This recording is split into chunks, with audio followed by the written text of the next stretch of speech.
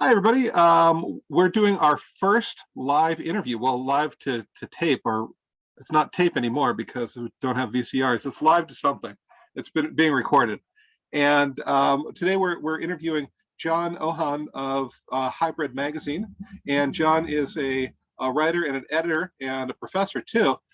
And he focuses on in his magazine on Armenian writing, and of course his personal life, he has no choice because he is an Armenian person. So, John, is there anything you'd like to add about yourself? Interesting way to say that. I have actually felt perhaps more in these last few years that being Armenian or inhabiting an Armenian framework for my ontology is a choice. It actually very much is a choice. It's something that it takes a lot to affirm, being someone who's a diasporan, right? Being Armenian American, it takes a lot to actually affirm that. And I think that's a shared experience across many cultures, I think, like diasporan cultures and people here in America. So it's not unique to us, but yeah, it definitely feels like a choice. What does that feel like? What is that choice like? What are the day-to-day things that you have to do to make that choice? That's a pretty deep question. I have to think about that for a second. Um, you know, I'll put it to you like this. I don't know day to day, day to day, I'm just living my life. You're right. I don't really have a choice in my day to day. I wake up, I live my life, I go to sleep and rinse, repeat. But I'll phrase it in this way. It was several years ago that even up to several years ago, I should say, I never really considered the Armenian part of my identity a big part. I was just, John Ohan, John Danho. That's real. My real name is John Ohan Danho. And so, I was just going through life, doing my own thing, not really thinking too much. And I don't know what happened, like just a bit of a trigger, or actually, I kind of know what happened. I started reading. I just went to Barnes and Noble, saw an Armenian interests bookshelf because in Glendale there's Armenians everywhere, so they had like our own shelf there. And I saw a book that was just Armenian legends and poems. It's just a small thin book like that. And I was like, whatever, let me pick it up and read it. And I just started reading the poetry, and there was an essay in the back about our mythology. And I was just like, I just want to get more, more research on this. I want to see if there's more information to pull out. And lo and behold, these several years later, every day I'm enthused and discovering new things about my own culture. I'm learning about the current events and the politics. I'm talking to people about what's going on in Armenia or things about our history. I'm like, having conversations all of a sudden. And I never would have chosen to have these conversations in the past, or I would have never chosen to do this research in the past, or chosen to care about our current events in the past. I've always had a rocky relationship with being an Armenian, and as I've gotten older, I found a lot more solace and a lot more confidence in being Armenian. So it is maybe choice is the wrong word. It's an affirmation. I'm making affirmations. That's absolutely fascinating. Okay. So you told me once that part of the project as an Armenian writer is that you're going to write about things other than the genocide. Yeah, I would like to. Yeah, well, I think that's great. I mean, what kind of things are you focusing on?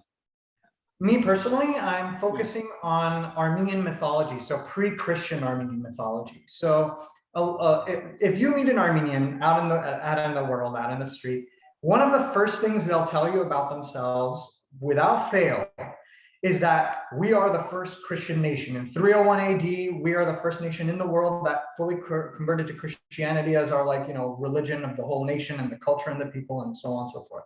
And there is a great deal of history in that. What I'm really interested in is what was Armenia like and the Armenian people, what were we like before 301 AD, before that conversion, which was, by the way, a very bloody and like a messy conversion. But what was it like before then? Who were our gods? Which cultures did we cross-pollinate with? What was our pantheon like? Did we have interesting traditions, and what kind of folk tales have been passed down from that time? Is there poetry that people have written? What stories arise from, the ancient heroes and the gods and goddesses and all that? So I'm very interested in that. And I feel like that is not incredibly popular, but not unpopular either. I feel like there's a resurging interest in our past beyond just this yoke of religious, our religious trajectory, really. So there's something about the culture that do you feel it's been kind of buried by the Christian tradition? John, you don't know the half of it. It's so bare. Imagine this. Imagine, you know how like one of the oldest surviving things we have is like Beowulf, right? Yeah. And like in Western culture. So imagine that instead of having as much we do about Beowulf to understand like that part of history and that part of like literature and so on, if we had maybe like 3 pages of Beowulf, and that was it. Uh-huh. There's so excuse me, there's such little reliable information. So much of it is hearsay, so much of it has been Christianized, so a lot of what we know is from later Christian authors depicting things, and a lot of it as well has a great degree of embellishment, poetic license, agenda, bias, so on. We learn a lot from our cross-cultural pollination. So we know a lot because of, ancient Turkic tribes that were near us. We know a lot because we shared a religion with Parthians, Persians, the Zoroastrians. We had a very shared religion. We know a lot because of Greek historians, ancient Greek historians like Strabo and Plutarch and so on. We know through them because us and the Greeks were very at home and sometimes at war with one another. So there's bits and pieces and scraps. The best way to put it is there's a lot of scraps to uncover. But I want to be clear, I speak as an enthusiast and a hobbyist, not as like a deep scholar. So I'm sure, if this was there would be a portal opening up right here and an Armenian scholar would come out and be like, he doesn't know what he's talking about. There's a lot of stuff. But for me, my accessibility doesn't yield that. Well, you're speaking as an artist, right? I'm speaking as an artist. Yeah, there's a resurgence. Like I'm telling you, there's a resurgence of interest, and it's so beautiful to behold because it's redefining a lot of how we look at art, like Armenian art and Armenian things. Okay, that's great. Let's talk a little bit about the magazine. And half your work is creative, but the creation of a magazine is creative as well, right? And it's social and it's cultural. And what could you explain what Hybrid magazine is and what it does? Yeah, Hybrid magazine, the best way to put it is Hybrid magazine is a biannual journal, arts journal for poetry, prose. We have film because we're digital, so we link films, art, photography, paintings, digital art, anything like that. We are a platform, a publication platform by Armenians for Armenians, right? So we want to provide a space of acknowledgement within our own culture, but we also want to have a platform that makes our culture palatable to anyone who's interested. And in fact, it would be a big bonus if our platform itself interests others who may not have had exposure or interest prior, right? So those are our kind of mission statements, so to speak. And it was started by our lead editor, executive editor, whatever you want to call her, Rafaela Safarian, and she just did it as a sort of project while in school years ago. And it grew into this kind of big team, and then it shrunk again and grew again and shrunk again.